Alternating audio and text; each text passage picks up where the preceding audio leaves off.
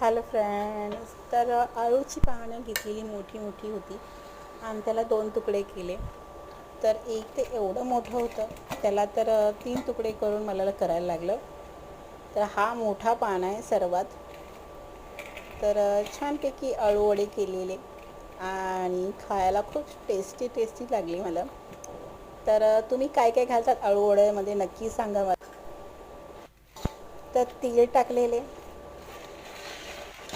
तीळ होते छानपैकी. आणि मस्तपैकी तुम्ही आगळ टाकतात ना, कोकम आगळ टाकलेला आणि थोडंसं गूळ टाकलं, मसाला टाकला आपला घरचा मसाला, मालवणी मसाला. तर मालवणी मसाला खूप टेस्टी लागतो टाकताना. तर हे बघा, हे तुटलेली पानं आहेत, एवढा मोठा पान होता तो सर्वात. तर असे आडवे तिडवे लावून घेतले मस्तपैकी आणि तो उरलेला पान असा लावला, उभा लावला. तर तुम्ही कसं करतात आळूवडे आणि त्यामध्ये काय काय टाकतात? कोण कोण ठेचा टाकतात असं मी ऐकलेलं आहे. ठेचा म्हणजे अद्रक, परत त्यामध्ये छानपैकी अद्रक टाकतात, त्यामध्ये लसूण असतं, मिरची असते, कोथिंबीर असते, असं टाकून मोठा ठेचा बनवतात.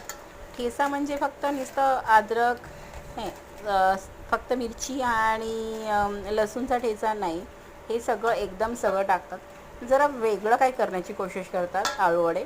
मी आपला घरच्यासारखंच केलं आहे, मला माझ्या मम्मीने शिकवलं तसंच केलेलं आहे. माझ्या मम्मीने शिकवलं तसंच केलं मी.